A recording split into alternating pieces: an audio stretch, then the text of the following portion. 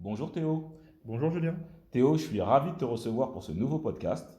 Aujourd'hui, on va parler de ton métier, un métier que personnellement je ne connaissais pas il y a encore quelques semaines et que tu vas nous faire découvrir, le métier d'actuaire.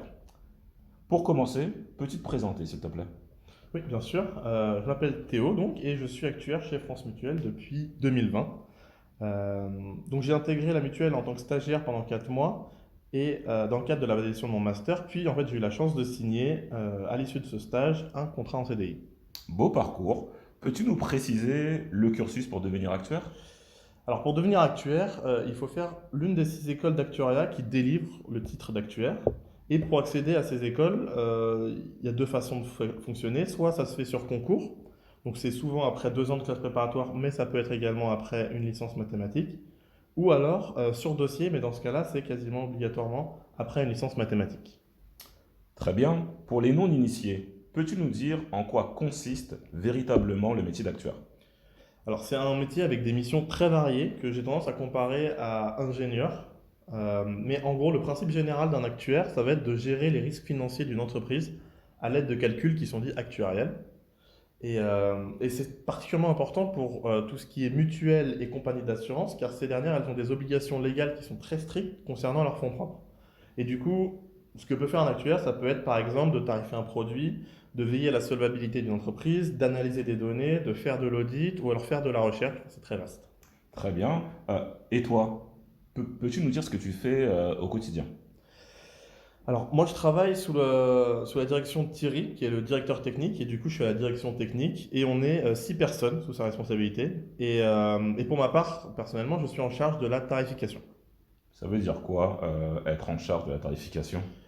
En fait, je suis en charge de donner un tarif aux commerciaux qui me sollicitent. Donc, ils viennent me voir quand ils sont en contact avec une entreprise qu'on appelle prospect. Et cette entreprise, en fait, elle souhaite bénéficier d'un nouveau contrat santé pour leur établissement. Les commerciaux vont m'apporter un certain nombre d'éléments, donc ça peut être des tableaux de garantie, une démographie, et ces éléments vont me permettre de réaliser une étude pour ensuite donner un tarif. Ce tarif correspondant à ce que paiera l'entreprise et ses adhérents pour son nouveau contrat santé. Pardon pour cette question de novice, hein, mais pourquoi faire cela finalement? Il n'y a pas un prix valable pour tout le monde, commun à tous? Ouais, c'est une bonne question. Malheureusement, ça, c'est pas si simple. Moi, j'interviens sur les offres sur mesure pour les entreprises en fait, qui ont des besoins spécifiques, et du coup, ça induit un tarif spécifique. Mais il y a également d'autres offres qui sont dédiées aux entreprises ou pour les personnes qui souhaitent souscrire individuellement. Et dans ce cas-là, ça ne nécessite pas mon intervention une fois que le produit est créé. Et dans les cas comme ça, c'est le prospect qui va faire son choix en fonction des différentes formules que la mutuelle propose.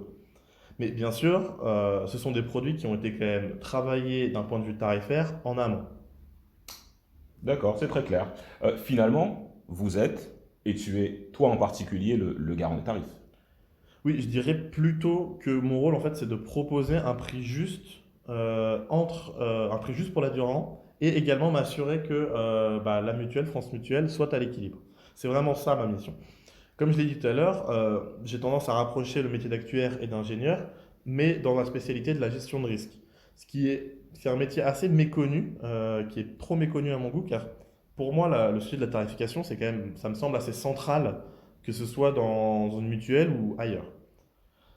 Et une mutuelle, c'est à but non lucratif, mais pour autant, il y a des obligations légales de fonds propres. C'est pour ça que actuaire, c'est un métier, si je peux me permettre, assez crucial pour la pérennité de la structure. Et si la mutuelle est pérenne, bah, ce sont des adhérents qui sont plus confiants. Évidemment, ben, je pense que nous sommes tous d'accord là-dessus. Au-delà de ta relation de travail avec le service commercial, hein, as-tu d'autres services, d'autres directions avec qui tu collabores?